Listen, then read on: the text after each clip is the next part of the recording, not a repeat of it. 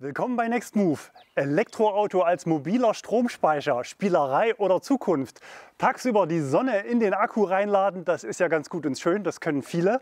Aber den Strom auch wieder rauskriegen aus dem Auto, das ist die Königsdisziplin. Am liebsten noch Netz- und Energiewende dienlich. Hyundai hat so eine Funktion, die heißt Vehicle to Load, das heißt aber einen Verbraucher nur ans Auto anzuschließen. Wir wollen heute aber ein ganzes Haus mit Strom versorgen und mal gucken, ob das Auto das schon kann.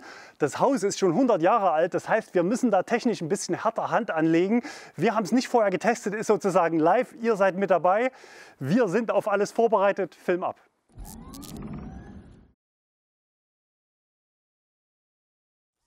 Warnung! Die in diesem Video gezeigten Stunts wurden von einem erfahrenen Ehemann durchgeführt. Die für die Realisierung des Experiments notwendigen Umbauten und Installationen sind in Deutschland und 162 weiteren Ländern nicht erlaubt. Das Experiment erfolgte unter Aufsicht eines staatlich geprüften Elektrikermeisters, der aus irgendeinem Grund nicht gezeigt und nicht genannt werden möchte. Bitte versuchen Sie nicht, dieses Experiment an Ihrem Haus mit Ihrem eigenen Fahrzeug nachzustellen und auch nicht mit Mietfahrzeugen. Dieses Videomaterial auf keinen Fall weiterleiten oder im Internet teilen, damit es keinen Ärger gibt.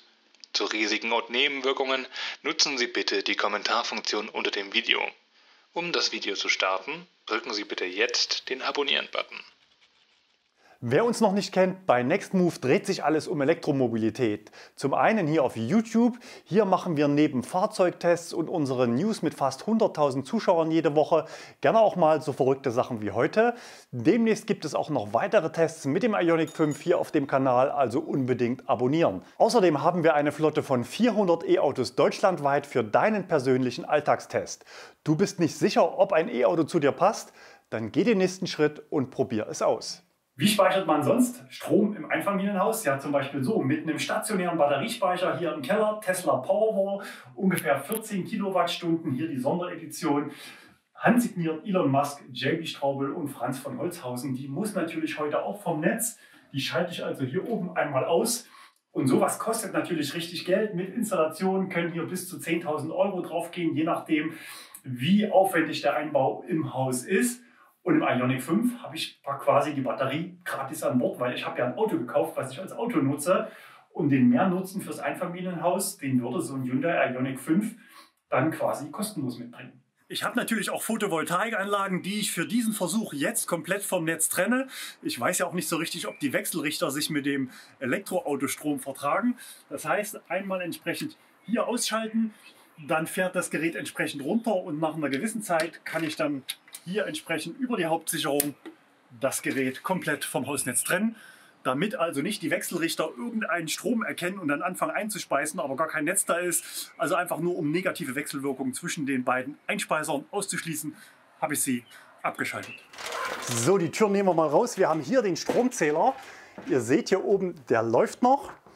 Und wir haben hier die Hauptsicherung. Und jetzt kommt der große Moment. Eine Phase weg, 2 Phasen weg, 3 Phasen weg und jetzt ist der Zähler aus und Lichtschalter gehen nicht mehr. Das Haus ist tot. Und jetzt kommt das Auto ins Spiel. Auf geht's. Mit diesem Adapter wollen wir Strom aus dem Auto rausholen.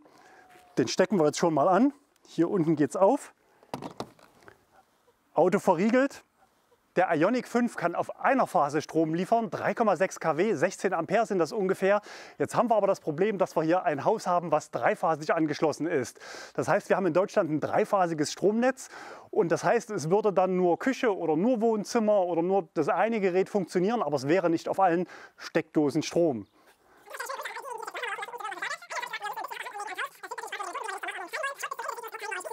Weiter geht's mit dem Hausanschlusskabel. Ihr seht ein ganz normales Schuko-Kabel, was ich jetzt ins Haus stecke. Aber ich habe hier eine Dose und da drüben eine Dose. So ganz funktioniert das nicht.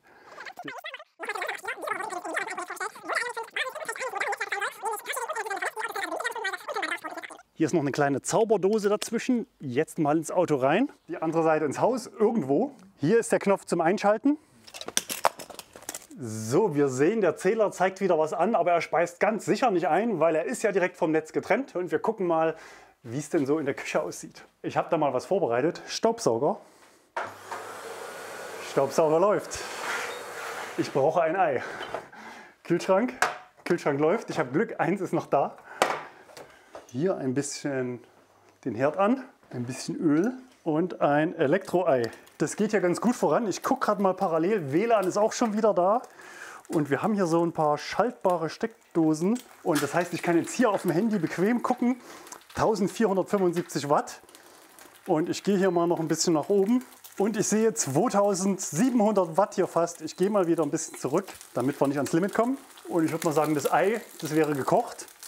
Gucken wir mal, ob die anderen technischen Geräte das vertragen. Wir schauen uns mal den Fernseher an. Und ihr seht, auch der Fernseher verträgt den Strom aus dem Ioniq 5. Hier läuft jetzt unser YouTube-Kanal, der Nextmove YouTube-Kanal. Und wenn euch das gefällt, was wir für schräge Sachen wir auf dem Kanal machen, dann bitte jetzt unbedingt abonnieren.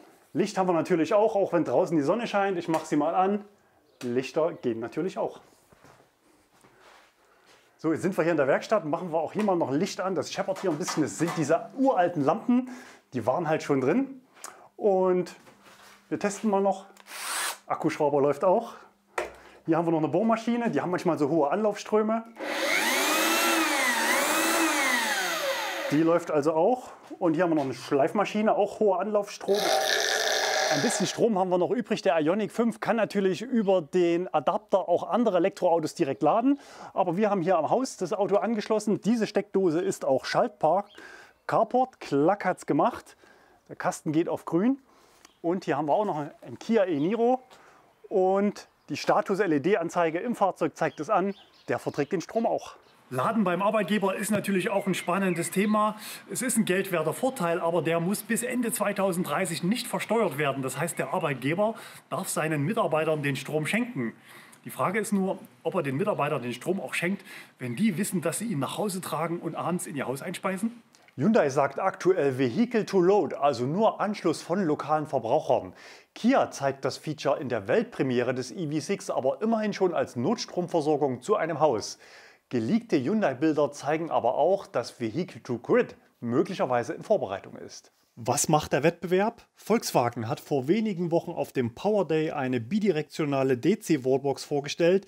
DC heißt mit CCS ca. 22 Kilowatt Leistung in beide Richtungen. Damit kann man natürlich sehr gut auch das Netz stabilisieren.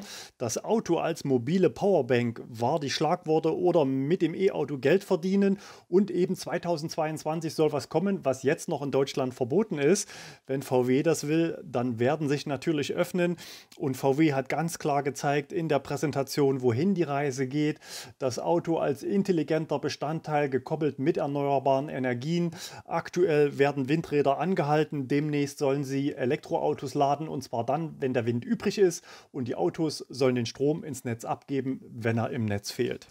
Wie könnte das Ganze jetzt bei Hyundai funktionieren, wenn wir es nicht über DC-Wallbox machen? Ein zusätzlicher Wechselrichter, der also aus der Batterie den Strom wieder rausholt und in Wechselstrom, den Gleichstrom aus der Batterie in Wechselstrom fürs Haus verwandelt, macht eigentlich keinen Sinn. So eine Dinger gibt es bei eBay zu kaufen für den Camper, da hat man sowas zum Beispiel. Denn das Auto hat ja einen Wechselrichter und wir unterstellen einfach mal, Hyundai hat einen bidirektionalen Wechselrichter hier verbaut. Und wir holen jetzt hier nur Strom auf einer Phase, nämlich 3,6 kW raus. Aber das macht gar keinen Sinn, dass der Wechselrichter nur eine Phase kann.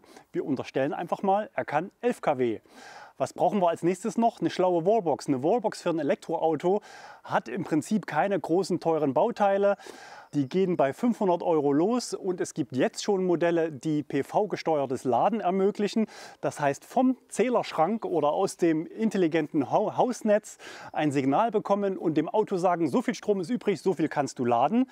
Und genau die gleiche Technik könnte natürlich funktionieren, indem das Auto gesagt bekommt, hey, mir fehlt gerade 1 kW im Hausnetz.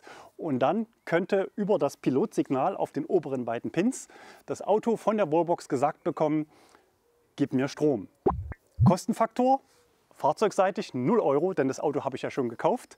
Akku muss ich auch nicht kaufen, habe ich ja schon gekauft. Und die Wallbox ist eine Anschaffung, die im unteren vierstelligen Bereich liegt, also zwischen 1000 und 2000 € sollte sowas machbar sein. Ein paar Hindernisse gilt es noch zu überwinden. Zum einen so eine Wallbox, die gibt über das Pilotsignal aktuell Signale in 1 Ampere Schritten. 1 Ampere sind 230 Watt oder auf 3 Phasen entsprechend 690 Watt.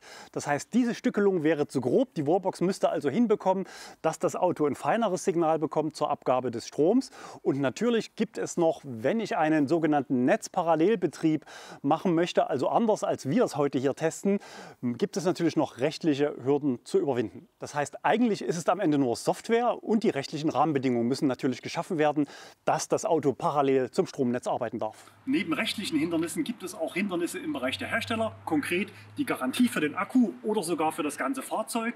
So zum Beispiel heißt es auch bei Tesla, nicht nachmachen, denn wenn man aus einem Tesla Strom holt, erlischt die Garantie aufs ganze Fahrzeug, obwohl auch Tesla im Gespräch für bidirektionales Laden ist. Zum einen gab es die Gerüchte, dass bei den Wechselrichtern, die im Tesla Model 3 verbaut sind, dass die schon bidirektional sind. Das hat sich nicht bestätigt, aber Tesla steigt in den Energiemarkt ein und bietet in Deutschland jetzt auch in einigen Regionen Stromverträge an, Stromverträge von Tesla. Das heißt, es geht auch in diese Richtung bidirektionales Laden und besonders gut geeignet wären die LFP-Akkus, die aktuell in den Basis Model 3 weltweit Einzug finden, denn die Akkus können so viele Zyklen ab, dass sie sehr wahrscheinlich ein Autoleben überstehen.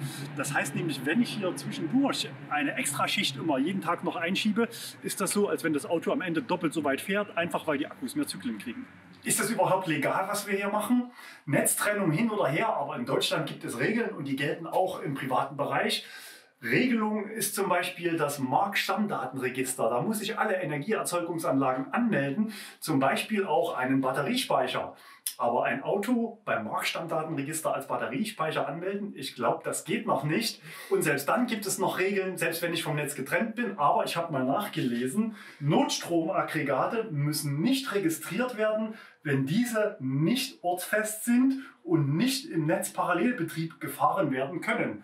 Und das trifft ja beides auf den Ioniq 5 zu und somit bin ich zumindest für heute fein raus. Wenn ihr euer Haus für einen möglichen Inselbetrieb umrüsten wollt, dann fragt bitte unbedingt euren Elektriker und euren Netzbetreiber. Möglich wäre das zum Beispiel mit diesen beiden Teilen. Zum einen ein Netzumschalter von Hager, der das Haus vom Netz trennt und die Noteinspeisestelle zuschaltet, zum Beispiel über einen Wandgerätestecker von Mennekes wie hier gezeigt. Der ist also nicht dafür geeignet, um Strom abzugeben, sondern um Strom aufzunehmen.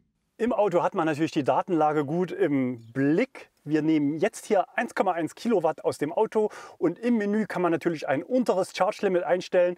Und zum Faktencheck nochmal daneben das Handy, 1088 Watt, passt also genau. Damit ich mir den Akku des Autos nicht komplett leer mache, gibt es im Fahrzeug die Möglichkeit, das untere Limit zur Entladung einzustellen. Wie beendet man das Ganze? Jetzt leuchtet noch die grüne LED und ihr seht es auch hier noch entsprechend blinken, das entnommen wird. Und ich drücke den Knopf, Lampe erlischt und das gesamte LED-Feld blinkt. Adapter ist noch verriegelt. Doppelklick, Öffnen des Fahrzeuges und ich habe ihn raus. Wenn du dich für den Ioniq 5 interessierst, dann schau dir gleich noch unseren Review an. Wir durften bereits ein Vorserienfahrzeug auf deutschen Straßen testen und zeigen dir jede Menge weitere coole Features dieses Autos. Ich liebe es, wenn ein Plan funktioniert. Das ist also ein echtes Elektroei, gebraten mit teurem Strom von Ionity.